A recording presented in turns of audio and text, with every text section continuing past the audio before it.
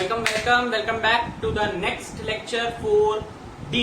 Ohms law का ही series चल रहा है और फोर्थ डी लेक्चर पे हम लोग आ गए हैं। बीच में एक वीडियो के लिए मैंने थोड़ा सा गैप दिया था, लेकिन अगर हम फिर से शुरू कर रहे हैं, बहुत मजे से शुरू कर रहे हैं लेक्चर 4D को, जिसमें आज हम डिस्कस करेंगे डेफिनेशंस। बहुत बेसिक डेफिनेशंस आज हम लोग डिस्कस करेंगे। छोटी छोटी डेफिनेशंस हैं, आप लोगों ने पहले भी ये पढ़ रखी हैं, उनको ही हम लोग डिस्कस करेंगे और कुछ नहीं करना है इसमें। ये वाला लेक्चर पूरा का पूरा डेफिनेशंस पे रहेगा। नेक्स्ट लेक्चर में हम थोड़ा सा और आगे बढ़ेंगे। सबसे पहले डेफिनेशन देखते हैं, मजेदार ओम 1 ओम की डेफिनेशन। पिछले लेक्चर में हम लोगों ने पढ़ा था कि रेजिस्टेंस क्या होता है, रेजिस्टेंस बढ़ने का कारण क्या है। दोनों चीज हमने पढ़ी कि कारण क्या है और रेजिस्टेंस क्या है। आज हम पढ़ेंगे, और हमने पढ़ा था कि रेजिस्टेंस की जो एसआई यूनिट है वो ओम है, साइंटिस्ट का नाम है ना। आज हम पढ़ेंगे 1 ओम क्या होता है। आपको बताया था कि रेजिस्टेंस जो है वो ओम्स लॉ से आया है। V is directly proportional to I, so V is equal to IR। R यहाँ पे रेजिस्टेंस है, तो रेजिस्टेंस की एसआई यूनिट है ओम। अब यहाँ पे डेफिनेशन क्या कह रही है 1 ओम की। If potential difference across the end of a conductor, मान लो ये एक कंडक्टर है, एक रेजिस्टेंस मैंने ले लिया, इसको कंडक्टर कहा, इसके अक्रॉस इस पॉइंट ए और पॉइंट बी के अक्रॉस पोटेंशियल डिफरेंस 1 वोल्ट है, 1 वोल्ट है, makes 1 ampere current pass through it, और इसके अंदर से करंट पास करे केवल 1 एम्पियर। ध्यान से, एक कंडक्टर जिसका पोटेंशियल दोनों तरफ 1 वोल्ट है, और उस पोटेंशियल के होने से या ना, मतलब होने या ना होने से, इस रेजिस्टेंस में जो करंट फ्लो करे वो 1 एम्पियर करे, करंट 1 एम्पियर फ्लो करे, तब हम कहते हैं कि 1 ओम क्रिएट हुआ है रेजिस्टेंस। रेजिस्टेंस कितना क्रिएट हुआ है? 1 ओम का रेजिस्टेंस क्रिएट हुआ है। और आप सॉल्व भी कर सकते हो, क्योंकि 1 volt and current is 1 ampere, so V is equal to IR and V upon I is equal to R। तो यहाँ पे V की वैल्यू भी 1 है, I की वैल्यू भी 1 है, तो ये भी R भी बनाया है ना। तो सिंपल यहाँ पे ये है कि जब पोटेंशियल डिफरेंस किसी भी कंडक्टर के अक्रॉस 1 वोल्ट है और उस कंडक्टर से केवल 1 एम्पियर करंट पास करे, तब हम कहते हैं कि जो रेजिस्टेंस क्रिएट हुआ है वो 1 ओम का रेजिस्टेंस क्रिएट हुआ है। कितने का रेजिस्टेंस क्रिएट हुआ है? 1 ओम का। ओम क्या है? एसआई यूनिट है। नेक्स्ट डेफिनेशन पे आते हैं, गुड कंडक्टर्स। कंडक्टर्स यहाँ पे 2 टाइप के लिखे हैं। कंडक्टर क्या होता है? सबसे पहले तो बताइए कंडक्टर क्या होता है। कंडक्टर होता है वो जिससे करंट पास कर जाए, वो चीज जिससे करंट पास करे उसे हम कंडक्टर कहते हैं। अब कंडक्टर हमारे पास 2 टाइप के हैं, एक है गुड कंडक्टर, एक है बैड कंडक्टर। जहां पे हमने लिखा है good conductor and poor conductor. इन दोनों की डेफिनेशन देख लेते हैं मजे से। Good conductors, conductors which offer low resistance. Word mark करिए, बहुत इंपॉर्टेंट वर्ड है ये, डेफिनेशन में यही इंपॉर्टेंट है। Low resistance to electric current in an electric circuit is known as good conductor. क्या मतलब था? मैंने आपको बताया पहले भी कि जब जब रेजिस्टेंस के अंदर करंट फ्लो करता है और इलेक्ट्रॉन्स का कोलिजन होता है तो रेजिस्टेंस क्रिएट होता है, और जितना ज्यादा रेजिस्टेंस क्रिएट होगा उतना कम करंट फ्लो करेगा, उतना कम करंट फ्लो करेगा। क्योंकि आप देख सकते हो कि रेजिस्टेंस और करंट में इनवर्स रिलेशन है, R is inversely proportional to current. तो जितना ज्यादा रेजिस्टेंस उतना कम करंट। तो गुड कंडक्टर, कंडक्टर का मतलब है करंट ज्यादा से ज्यादा फ्लो कराओ। गुड कंडक्टर का मतलब है जिसके अंदर रेजिस्टेंस की वैल्यू कम हो, मतलब इलेक्ट्रॉन्स के बीच में कोलिजन कम हो, ताकि कम होने की वजह से करंट ज्यादा मिले, कम रेजिस्टेंस होने की वजह से करंट ज्यादा मिले, तब हम उस सर्किट के अंदर कहते हैं कि ये एक गुड कंडक्टर है, ये एक गुड कंडक्टर है। एग्जाम्पल क्या है? Silver, copper. Silver and copper are considered to be good conductors. ठीक है, एल्यूमिनियम भी आता है, ठीक है। और कॉपर का तो आप लोग देखते हो कि घर में जितनी भी वायरिंग होती है वो सारी कॉपर की होती है, सारी। सिल्वर हम यूज नहीं करते, सिल्वर महंगा है, सिल्वर की ज्वेलरी बनाते हैं। कॉपर की पूरी वायरिंग हमारे घर में कॉपर की होती है, एल्यूमिनियम की होती है। और जो, क्योंकि ये कॉपर और सिल्वर लो रेजिस्टेंस देते हैं, इनके अंदर इलेक्ट्रॉन्स, फ्री इलेक्ट्रॉन्स का कोलिजन कम है, करंट ज्यादा पास करता है। दैट्स वाई हम लोग ये कॉपर और ये सब यूज करते हैं। नेक्स्ट डेफिनेशन है पुअर कंडक्टर्स। पुअर कंडक्टर्स में जैसे गुड कंडक्टर्स में लो रेजिस्टेंस था, पुअर कंडक्टर्स में as compare to low resistance इनका रेजिस्टेंस थोड़ा सा ज्यादा होता है। Conductors which offer high resistance, इससे थोड़ा सा ज्यादा, बहुत ज्यादा नहीं, इससे गुड कंडक्टर से थोड़ा सा ज्यादा रेजिस्टेंस होता है, जिसके कारण इलेक्ट्रिक करंट थोड़ा कम फ्लो करता है। फ्लो करता है इलेक्ट्रिक करंट लेकिन थोड़ा कम फ्लो करता है, उसको हम कहते हैं पुअर कंडक्टर। क्या कहते हैं? Poor conductor. Conductor which offer high resistance to electric current in a electric circuit is known as poor conductor. Iron is poor conductor as compare to silver. बहुत इंपॉर्टेंट स्टेटमेंट है ये, question भी है। Why iron is considered to be poor conductor as compared to silver? क्योंकि iron का जो electron collision है, iron के अंदर जो इलेक्ट्रॉन कोलिजन है जिसकी वजह से रेजिस्टेंस क्रिएट हो रहा है वो सिल्वर से ज्यादा है। क्योंकि हमने बताया रेजिस्टेंस क्रिएट होता है इलेक्ट्रॉन के टकराव से। अंदर जब इलेक्ट्रॉन टकराते हैं तो रेजिस्टेंस क्रिएट होता है, और रेजिस्टेंस क्रिएट होने की वजह से करंट का फ्लो रुकता है, करंट कम जाता है। तो आयरन के अंदर कोलिजन ज्यादा होता है, और कोलिजन ज्यादा होने की वजह से करंट कम फ्लो करता है। सिल्वर में करंट ज्यादा फ्लो करता है क्योंकि इलेक्ट्रॉन्स का कोलिजन कम है, आयरन में कोलिजन ज्यादा है, इसीलिए सिल्वर के कंपैरिजन में आयरन को पुअर कंडक्टर माना गया। आयरन पुअर कंडक्टर वैसे नहीं है, लेकिन सिल्वर को कंपेयर करें आयरन से तो सिल्वर के कंपैरिजन में आयरन पुअर है। आयरन की कंडक्टिविटी सिल्वर से कम है।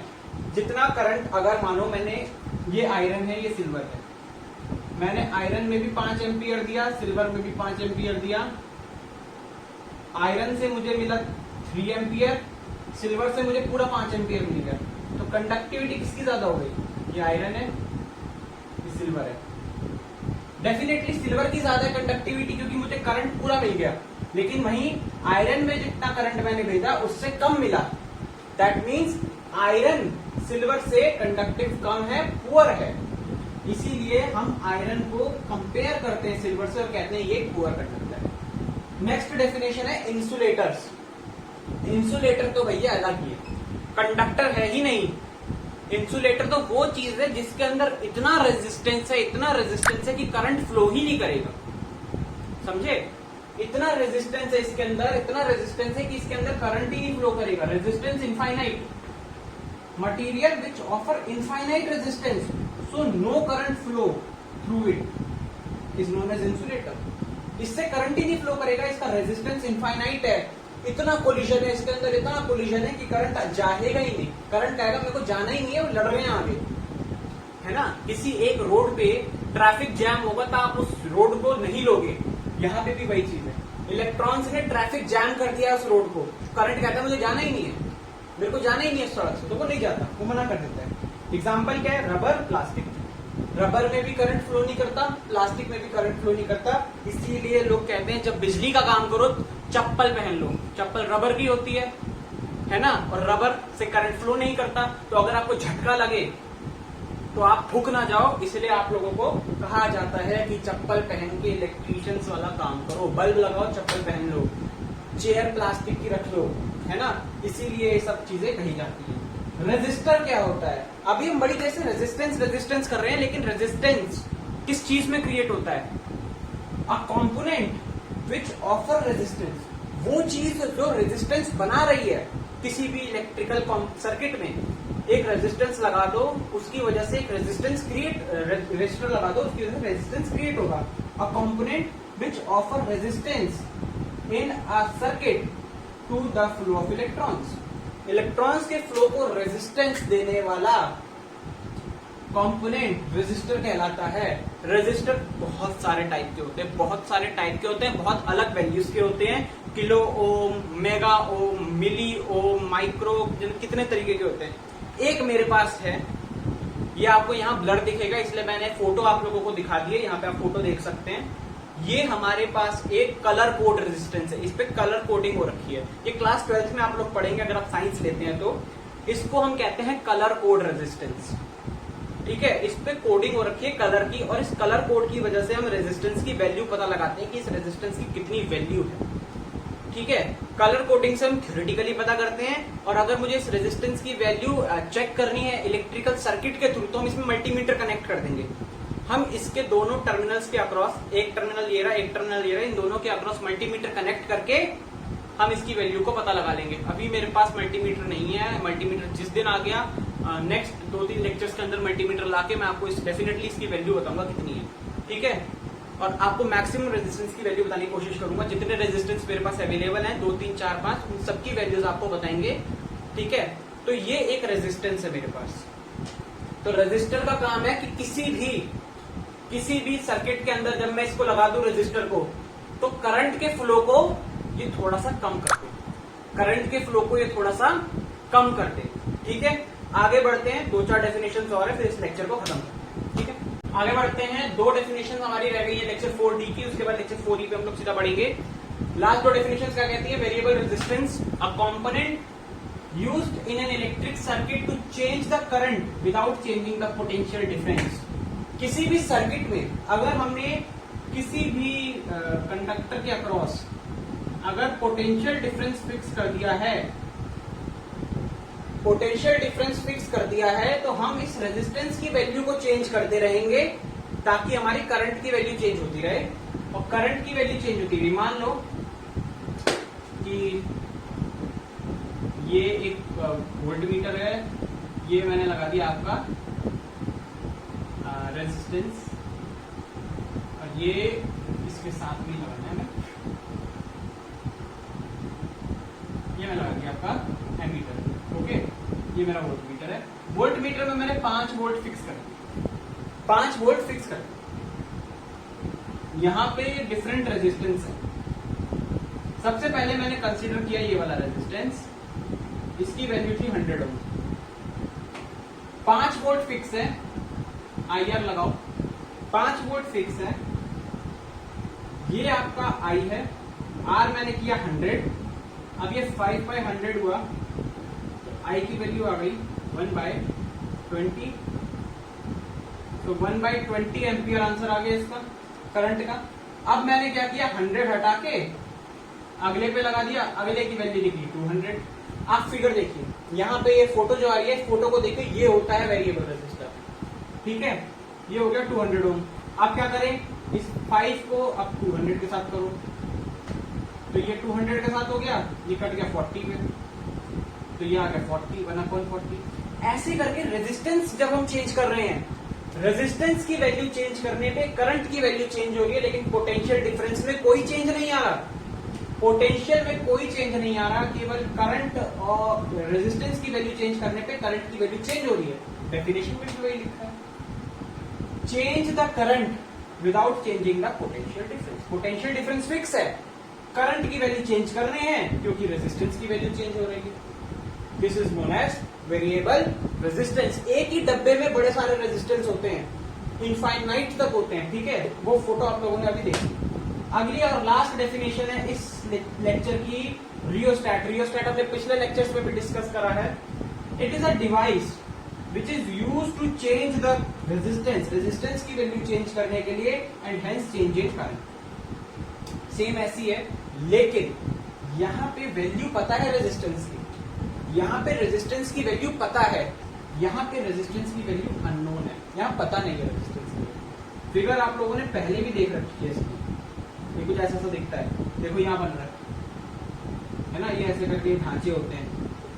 तो ये जब इसका नॉब घुमाते हैं तो एक पर्टिकुलर रेजिस्टेंस की वैल्यू आती है। पोटेंशियल की वैल्यू अगर फिक्स कर दी मैंने फिर से 5 वोल्ट, और करंट की वैल्यू मैंने कुछ फिक्स कर दी, लेट्स सपोज 1.7 आ गया मेरा 1.7, और ये 5 और 1.7, तो 5 into 1.7 that is V into I, that is sorry ये गलत हो गया, V upon I is equal to R होता है।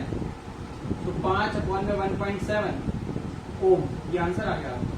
दैट मीन्स जब ये नॉब मूव करा और पोटेंशियल V की वैल्यू 5 और एम्पियर में 1.7 आया, तो रेजिस्टेंस की वैल्यू ये आई है। आप इसको सॉल्व कर लेना, 50/17 को आपका आंसर आ जाएगा रेजिस्टेंस का, कि नॉब इस समय जिस पोजीशन पे है वहां पे वोल्टेज और एम्पियर कितना कितना दे रखा है और उससे रेजिस्टेंस की वैल्यू क्या आ रही है, ठीक है। इस लेक्चर में हमें बस ये 5-6 डेफिनेशन ही डिस्कस करने थे और कुछ नहीं करना था। नेक्स्ट लेक्चर में मिलते हैं, हम डिस्कस करेंगे factors on which resistance depends, resistance कौन कौन से फैक्टर्स पे डिपेंड करता है, और अगले 2-3 लेक्चर्स में आप लोगों के साथ डीपीपी के सॉल्यूशंस भी शेयर करते हैं।